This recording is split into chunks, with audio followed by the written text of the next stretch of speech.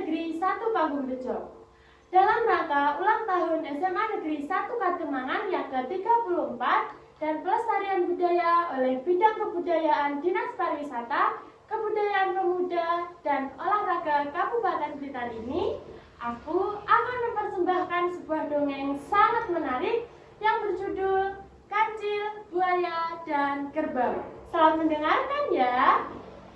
Suatu hari, si kancil sedang berjalan-jalan di pinggir hutan. Karena ia merasa haus, dia pun menuju sungai untuk minum. Ketika dia sedang asik minum, tiba-tiba dia mendengar suara rintihan kesakitan. Dia mencari tahu dari mana arah suara itu berasal. Ternyata suara itu adalah suara Pak Kerbau yang sedang kesakitan. Si kancil pun melihat kaki Pak Kerbau digigit oleh buaya. Si kancil pun mendekati mereka dan mencari tahu ada masalah apa antara mereka berdua. Selamat pagi Pak Buaya, kalian sedang bermain apa? Apa aku boleh ikut? Sapa kancil berlagak bodoh. Selamat pagi juga, Cil, jawab buaya. Ya, selamat pagi juga, Cil. Kami tidak sedang bermain, tapi buaya ingin memakanku. Padahal aku telah menolongnya, tapi dia malah ingin memakanku. Malang benar nasibku, Cil, jawab Pak Kerbau dengan lemas. Tunggu, aku masih belum mengerti. Bisa kalian ceritakan bagaimana ceritanya agar aku dapat membantu menyelesaikan masalah kalian? Kata kancil. Si kerbau pun bercerita. Pada saat dia sedang minum di sungai, dia melihat Pak Buaya sedang kesakitan. Buaya itu terjebak oleh sebatang pohon yang tumbang, sehingga dia tidak bisa melepaskan diri. Karena si kerbau merasa kasihan, dia pun menolong Pak Buaya. Dia menggeser pohon itu, dia dorong menggunakan tanduknya yang sangat kuat, sehingga Pak Buaya bisa lepas. Tapi si buaya itu malah menggigit kaki Pak Kerbau dan berniat memakannya. Jadi ceritanya seperti itu. Apakah itu benar Pak Buaya? Tanya kancil kepada buaya. Kini dia sudah menemukan sebuah ide. Benar itu, Cil. Tapi aku juga tidak bisa disalahkan. Aku sudah terjebak di sini selama 3 hari dan aku belum makan apa-apa. Aku sangat lapar.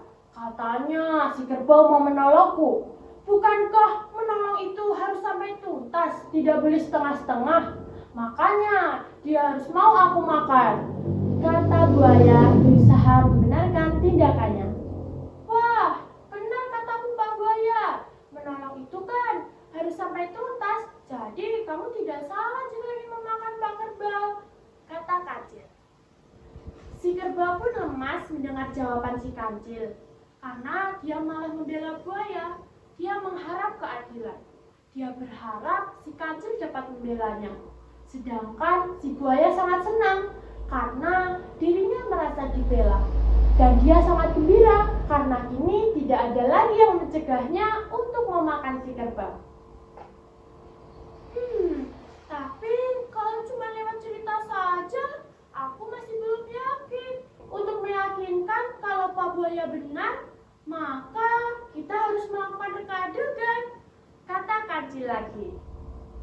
Maksudmu bagaimana, Cil? Kata buaya. Jadi begini Pak Buaya, kita harus melakukan reka adegan dimulai dari awal ketika Pak Buaya tertimpa pohon dan Pak Kerbau datang menolong Pak Buaya. Kata kancil menjelaskan. Maksudmu aku harus melepaskan gigitanku dulu dan aku kembali tertimpa pohon? Wah, aku tidak mau. Nanti si kerbau malah melarikan diri lagi. Jawab Pak Buaya keberatan. Tenang saja Pak Buaya, serahkan saja semuanya padaku. Aku kan ada di pihakmu. Lagi pula dengan kaki luka mana bisa si kerbau lari? Jawab kancil meyakinkan buaya. Baiklah kalau begitu. Tapi kamu harus benar-benar menjaganya agar dia tidak melarikan diri.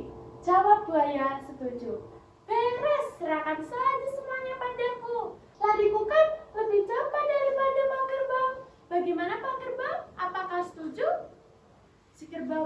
mengangguk dengan lemah.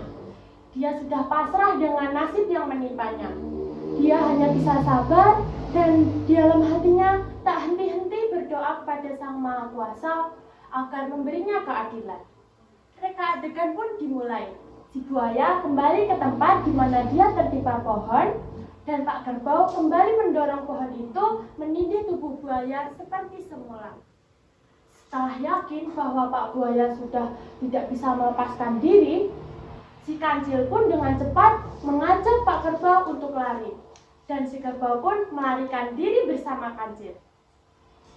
Buaya kini telah sadar bahwa si kancil telah menipunya. Si buaya berteriak meminta maaf dan meminta pertolongan agar si kerbau mau menolongnya. Tapi semuanya sudah terlambat. Kini dia hanya bisa menyesali perbuatannya. Namun, sesal kemudian tidaklah berguna. Demikianlah teman-teman, akhirnya buaya yang licik itu menerima balasannya setimpal berkat kecerdikan sang kancil. Semoga cerita ini bisa memberikan hikmah kepada kita semua bahwa kelicikan akan mendapatkan hukuman sebagai balasan. Terima kasih.